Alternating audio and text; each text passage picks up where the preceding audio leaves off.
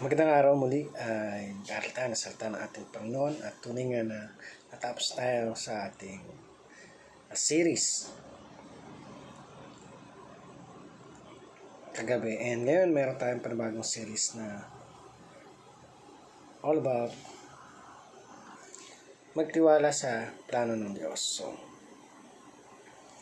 yung ating pong topic ngayon ay matatagpuan sa aklat ng Proverbs or Kawikaan 3:5-6. Sabi dito sa ating title, God's plan are beyond human understanding. Kayawin ka magtiwala buong puso at lubusan at huwag kang mananangan sa sariling karunungan. Sa lahat ng iyong gawain, siya nga'y alalahanin upang ikay patnubayan sa iyong mga tatahakin.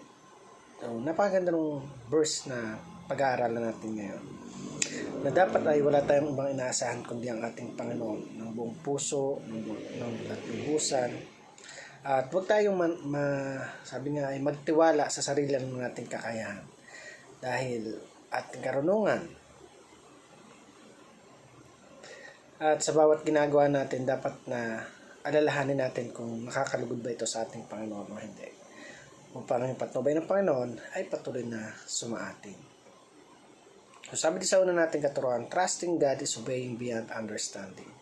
So, yung pagtitiwala natin sa ating Panginoon ay isa sa isang bagay na ino-obey natin sapagkat alam natin at nagtitiwala tayo sa magagawa ng Diyos sa buhay ng bawat isa sa atin. Mas alam natin at nagtitiwala tayo na hindi tayo dadalhin sa kapahamakan ng ating Panginoon. Kaya lubos yung pagtitiwala at pagbibigay, paglalaan ng oras para sa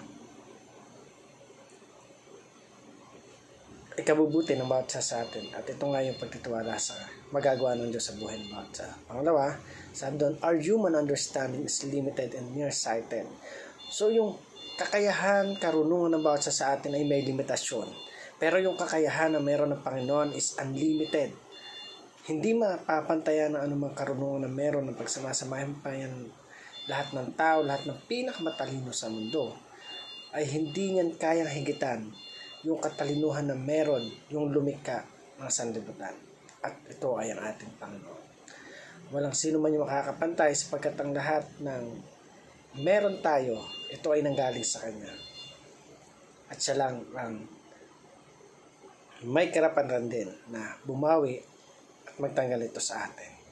Pangatlo, sabi dito, God-honoring decision is always the best decision. So, yung God-honoring decision is, alam natin na talagang ito yung pinakang best na decision na ginagawa ng ating Panginoon. Kung iligtas tayo, bigyan tayo ng mga pagkakataon, panibagong buhay, isang privilege na nakuha natin sa ating Diyos sapagkat alam natin lahat na tayo ay makasalanan, lahat tayo nakagawa ng pagkakasala at everyday hindi natin maiwasan na hindi gumawa ng mga pagkakasala.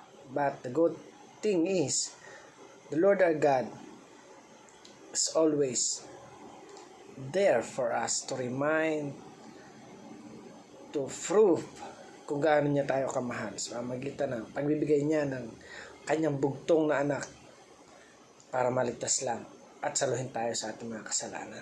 Napakabuti ng ating Panginoon at alam natin na sobrang proud tayo sa kapangyarihan ng ating Panginoon. No? Talagang bow down tayo sa kapangyarihan ng ating Panginoon sa buhay ng bawat isa sa atin. At para naman po sa ating application, sabi dito, obey God even when out is beyond our understanding. So, i-obey pa rin natin kung nandun tayo sa time na hindi natin maunawaan, hindi natin maintindihan ano ba talaga yung plano ng Diyos sa buhay ng bawat isa sa atin. Let's obey God because the best yung gustong mangyari sa atin ating Panginoon. The best yung gusto ng Diyos na tahakin ng bawat isa sa atin at hindi tayo mapahamak. Number 2, sabi dito, trust God's infinite wisdom and eternal plan. So,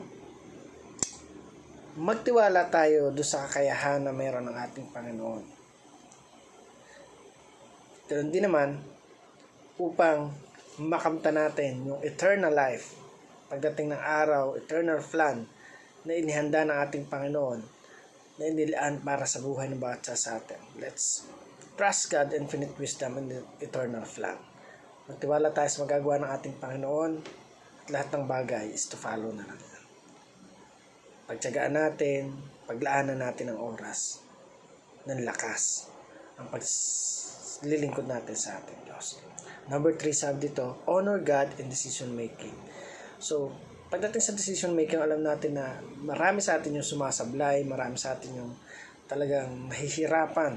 Pero sabi doon, honor God in decision making. Pagdating sa mga decision making, alam mo yung dapat mong gawin. Itiwala mo, idalangin mo, ibigay mo lahat yan sa ating Panginoon at siya yung bahala na mag-comport, na sumagot doon sa mga dalangin mo kung nakikita niya na talagang sincere yung paglapit mo at ito ay makakabuti hindi lamang sa iyo kundi sa pamilya mo. So, let's honor God in decision making.